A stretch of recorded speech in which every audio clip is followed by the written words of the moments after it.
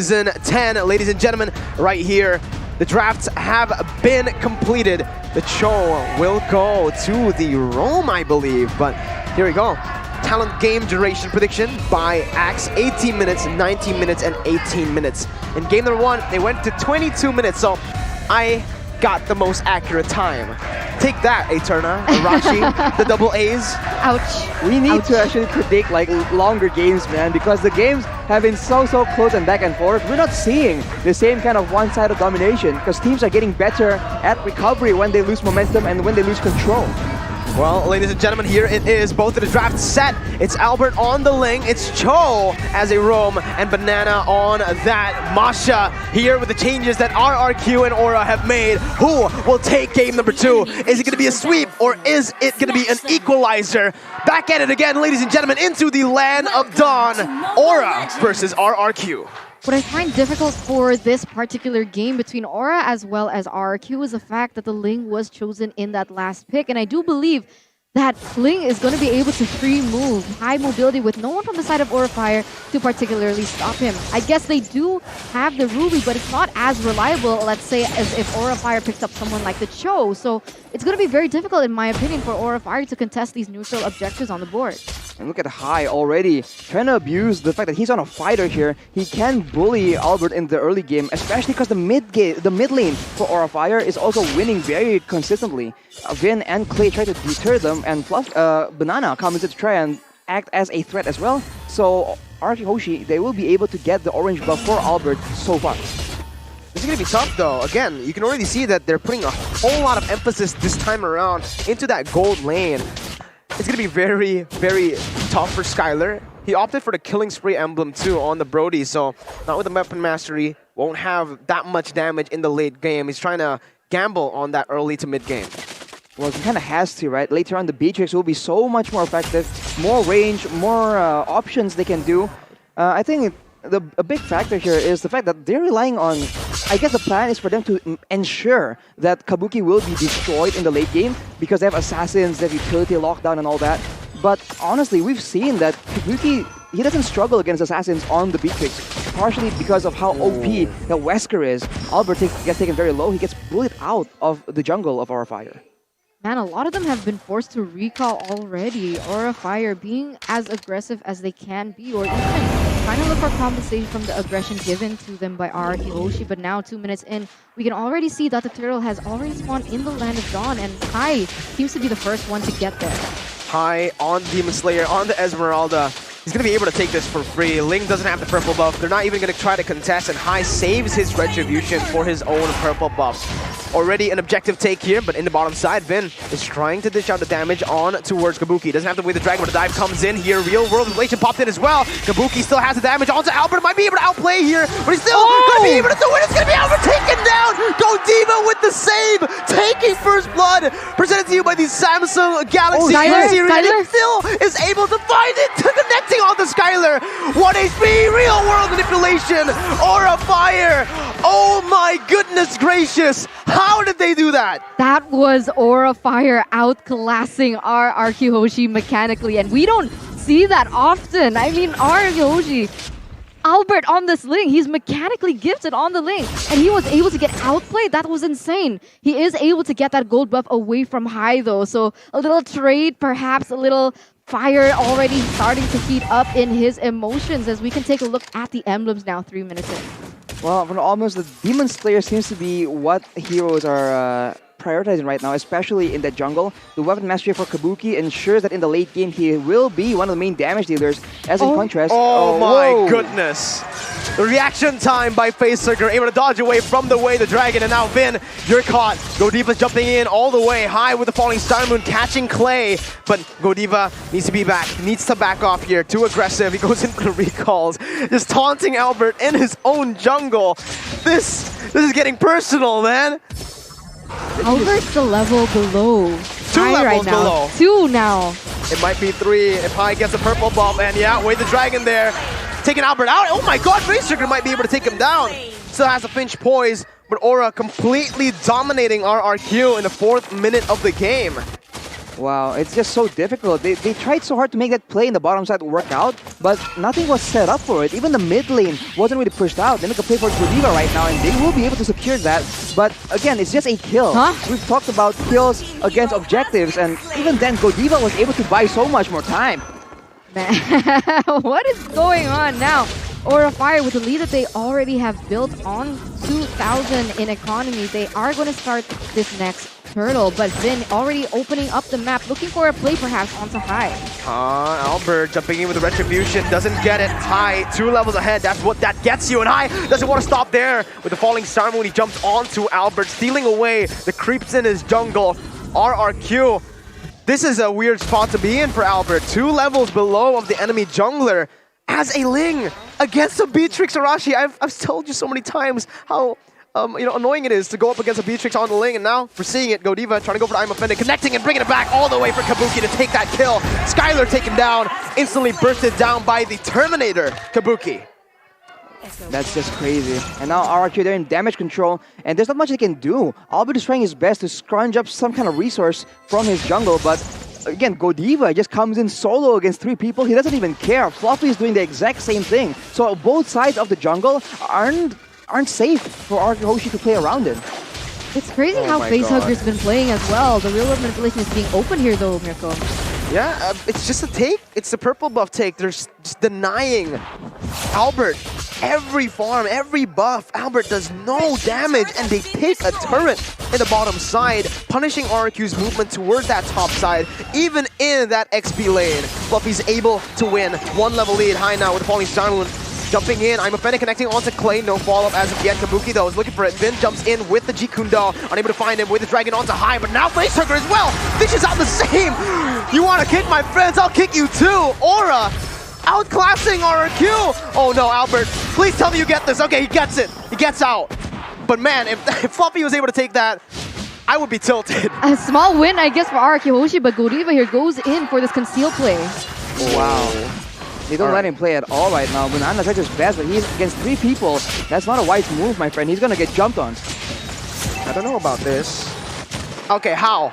Ooh. That was a sprint. That was a running Masha. And you...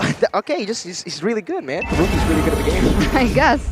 I mean, now he's going on this next objective. He's stealing all the turrets away from the side of Rrq Hoshi. And this is something that we mentioned before as well. Kabuki doesn't just deal the damage, but he's also really good at the siege and taking those infrastructures away from the enemy. And now you can see Aurafire already grouping up as... Oh my god, look at this! Yeah, Clay forced to flicker out. Godiva going for the dive. And Facehugger with the weight of the dragon. Who's the Cho? It's Facehugger.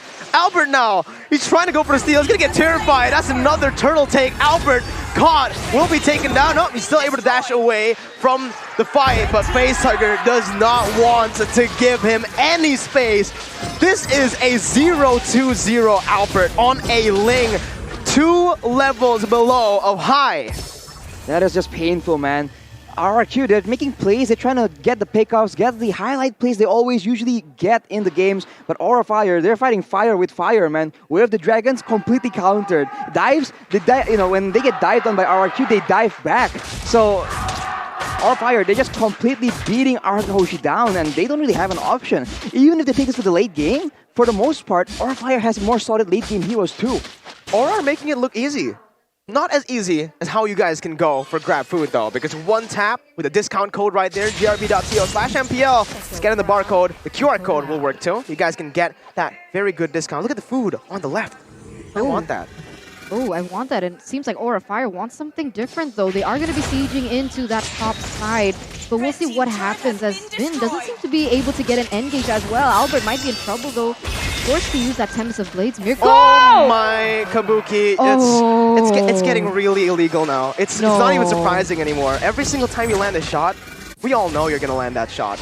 It's more surprising for Kabuki to miss a shot now, as Godiva is going to be able to zone out the members from Rrq away from that tier 2. This is insane. Aurafire, they're so disciplined in the way they play the game, and Rrq are actually the ones who are being caught. Banana, what? He's all the way in the back. He's going to get caught here. He was waiting for something, but he's waiting for Kabuki to melt him down right now. As Banana's going to be caught in the I'm Offended, now taken down. Finn as well. Oh, the collapse coming in. Clay will be forced to flicker out. They jump in once again, and the damage by Fluffy will be able to take him down. Skylar taken really low. Fluffy diving into the base. It is a complete shutout. Aurafire, 10-2. I guess Rrq Hoshi, they're looking for some compensation on board in that top side, but they gotta be careful. Aurafire, they might be able to get more in that inhibitor turret. Now, they are leading with 9,000 gold, a man advantage. They might be just going straight for this next Lord. Yeah, full setup right here.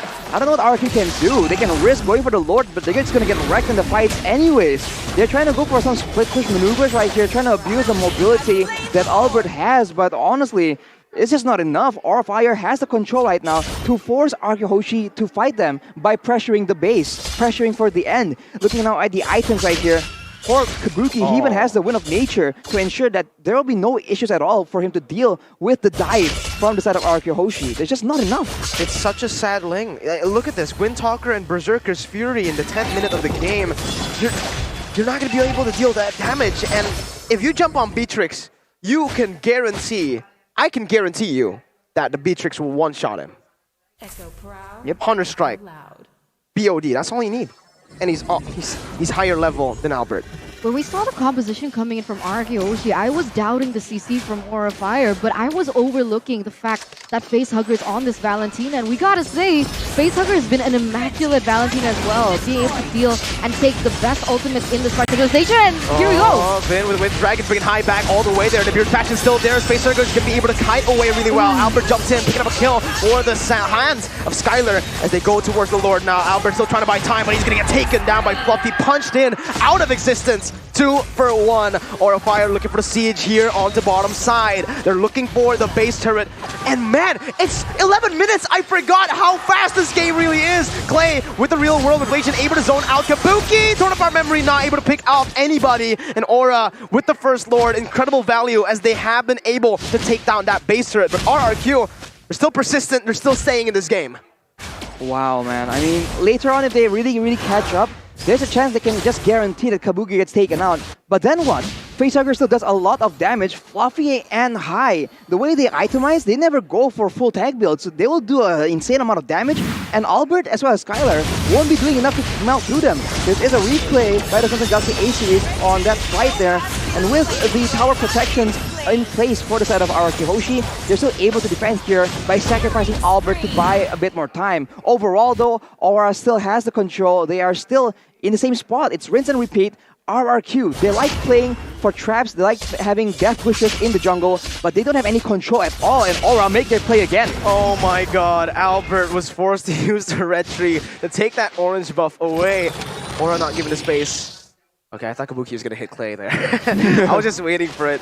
But yeah, he's just aiming down. He's aiming down sight. He does not want Rrq to leave the base. Conceal play. Oh no, Vin. They spotted Vin. Oh. Kabuki going for the chase. Fluffy has the knockout strike. Conceal again by Vin. He's running away. Fluffy caught him with the knockout strike now. Able to dish out some damage. And Aura, oh my god, they're just going for it. They don't stop. But okay, finally they stop. They know that the Lord is coming up. But whoa. Banana again. He's jumping in, trying to save Vin there. Will be able to this time around. Oh, I don't know. I really don't know what Rrq should do at this point. It seems like they're going to start trying to split push. It feels like Rrq Hoshi were able to distract Aurafire a little bit there in that bottom side, buy Albert a little bit more time to push that wave in that top side. But I'm not sure how far this can go, as now Aura already grouping around this Lord. And they're resetting it because they need to get pressure up top first. They're clearing it first. They do not want to rush anything. Again, with an 8,000 gold lead, Rashi, they're not in the position to actually force things. It's Rrq who needs to force things, and Aura are just baiting them out of the base. Aura is just trying to make sure that they overextend, and Banana, he was pushing, but now he's rotating, coming in. But for the most part, Aura just seems to be going for it. Oh, and there you go. Vin's gonna get taken down. Albert jumping in onto Godiva. Torn apart memory, tickling Godiva there. Only taking away like a bar of HP.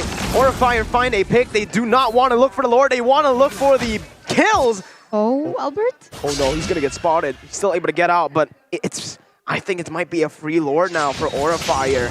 Godiva going for the I'm Offended again, just buying some time. Kabuki, oh, this is it. Banana can't actually go for that. Kabuki's taken very low, but Banana will be chunked as well. Fluffy jumping in.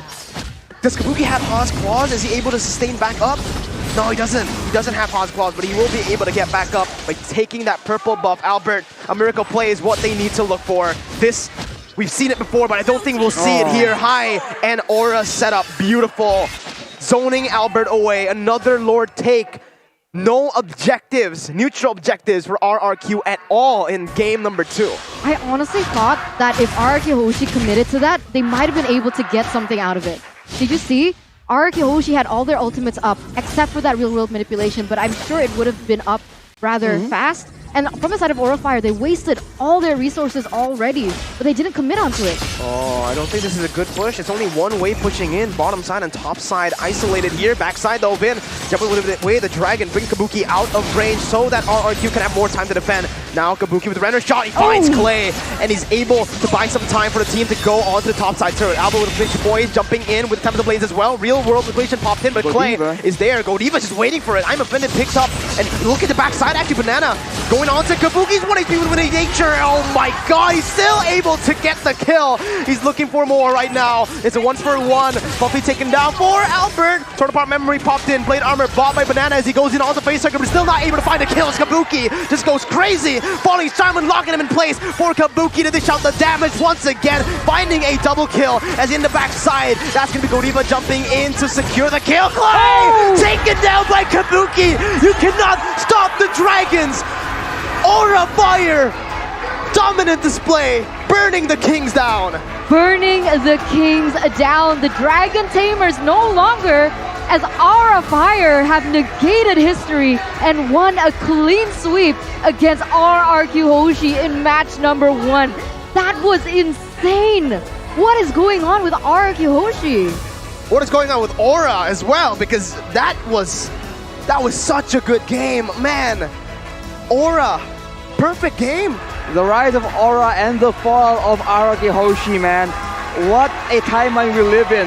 That is crazy. They're just so clean with it, so disciplined. And Rrq, I don't know if their game plan was even, good enough. Because we mentioned, Eterna, about having more security, having more safety for the backline. They went with a complete opposite approach, trying to fight aggression with aggression. That is exactly where Aura shines, and they display it clearly in this game. They finally get their vindication. They take the match against Rrq. First time since Season 5, I believe. Since the franchise begun. Since the franchise league begun, they've finally taken a game off of Rrq. Not just the game, a whole match, 2-0.